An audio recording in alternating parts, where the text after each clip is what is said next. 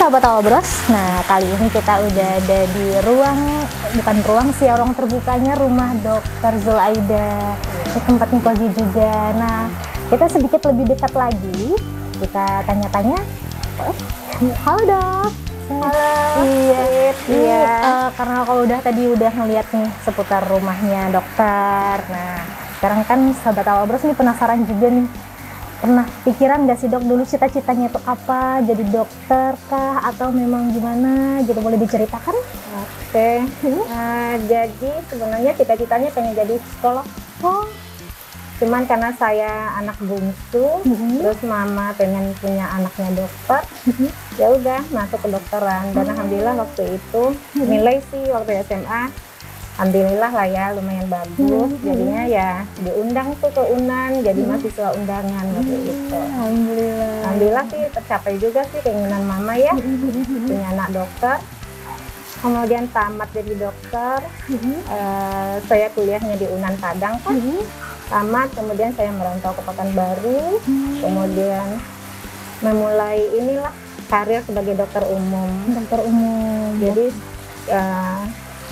dokter umum itu naik turun juga sih karirnya, karena kan mulai dari dokter perusahaan gitu ya, kemudian berusaha membuka usaha sendiri, membuka klinik gitu. Nah dari membuka klinik tuh kayaknya pengen jadi ilmunya harus nambah nih biar banyak lagi orang yang bisa ditolong dan punya spesialistik gitu kan. Akhirnya ngambil sekolah di bagian kebidanan gitu. Tapi kalau misalnya dari kecil itu pengennya memang hobinya psikolog. Iya. Apa sih dok motivasi atau alasan yang memilih dokter untuk di kebidanan atau dokter kandungan aja gitu? Kenapa nggak dokter yang lain gitu? Iya, karena kan saat itu saya memang sukanya tindakan. Karena kalau dokter kebidanan itu kan memang lebih banyak tindakan ya dibanding yang dokter yang lain. Kecuali dokter bedah juga sih banyak tindakan, operasi segala macam. Terus yang kedua yang menjadi tantangan itu kan dua nyawa yang kita berusaha selamatkan di dalam tindakan kita gitu. Sama ibu-ibu hamil yang dengan perdarahan hebat lah gitu. Jantung anaknya lemah lah gitu kan. Jadi kita tuh memang memacu adrenalin kita. Ini harus sekarang gitu. Harus dibantu sekarang ini. Kalau kita telat aja udah anak kadang-kadang udah nggak ada gitu. Benar-benar. Terus saya memang tipe orang yang suka thinkingnya cepet, ini harus begini tahap-tahapnya, udah selesai nah gitu. Nah seperti itu, jadi kan itu cocoknya memang di Obgyn sih ya, untuk bidang-bidang seperti itu. Berarti langsung menemukan ini jadi dirinya di Obgyn nih gitu. Ya. Terus satu lagi kan Obgyn itu rata-rata apalagi di bagian kebidanannya kan lahiran orang tersenyum kayak gitu ya. Iya, ada puasan tersendiri ya dok, bahagia ya. melihat pasangan tersenyum. Nah sekarang tuh kalau memotivasi pasien mau lahir normal itu kadang-kadang kan sekarang itu susah ya cari pasien yang benar-benar maunya normal. Dok saya maunya normal, udah agak susah sih sekarang. Tapi alhamdulillah kalau dimotivasi nggak pengen lihat suami nangis nih sesukukan nengok anaknya lahiran banyak seperti itu. Iya dok pengen nyoba. Nah alhamdulillah berhasil gitu. Makanya sekarang tuh kita masih priornya memang lahiran normal sih. Gitu. Nah ngomong-ngomong nih kemarin katanya sempat viral juga nih dokter, katanya ada yang kontraksi ya. Iya. Bisa diceritakan dok gimana kronologisnya? Iya, jadi si ibu itu memang pasien saya.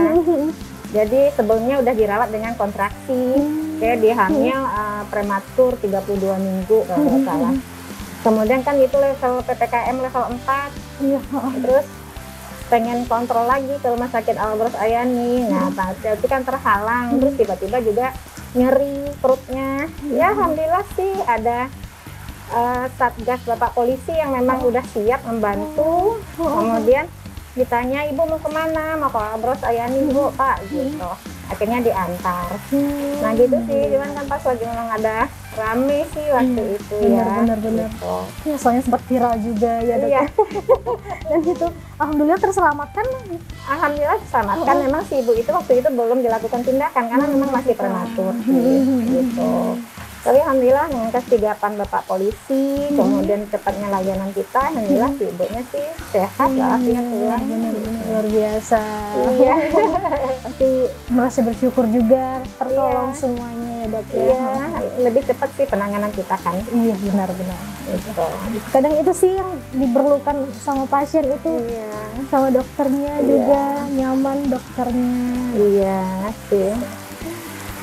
Ini sedikit pesan nih barangkali dok untuk para calon dokter muda atau dokter objin barangkali nanti bisa merintis seperti dokter juga barangkali apa bisa dikasih sedikit pesan motivasinya. Iya. Kalau pesannya sih satu, harus semangat ya. Harus semangat, tekun belajar, pantang menyerah, dan jangan lupa berdoa. Gitu. Insya Allah dimudahkan. Gitu. Jadi kan memang semuanya itu sudah Allah catat aja sih kalau niat kita lurus ya. Betul. Nah, yang penting niatnya diluruskan. Niatnya adalah membantu orang banyak demi kemaslahatan umat, insya Allah dimudahkan. Iya. Kalau tips and triknya ini dok, misalkan menghadapi seperti dokter-dokter muda yang kadang bingung, kehilangan semangat atau apa gitu. Ya kan kalau di saya sih punya prinsip ya, kenapa dimulai dan itu harus diakhiri dan selesai gitu. Jadi ingatlah apa sih niat kita pertama memulai kan gitu. Jadi biar nggak putus di tengah jalan gitu. Jadi memang kuliah kedokteran itu apalagi mengambil spesialis memang sangat berat sih ya.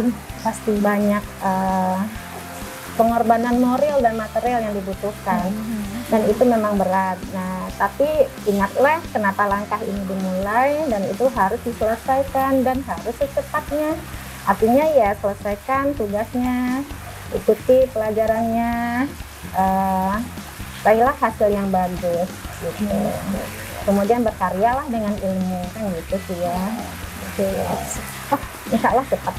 Terima kasih banyak dokter atas waktunya dan jamuannya. Semoga sehat selalu. Makin semangat juga olahraganya. Semoga bisa ditiru juga buat semuanya. Sahabat Awalbros, itu saja dari kita. Sekian dari saya Citra dan Dokter Aida. Pamit dulu ya.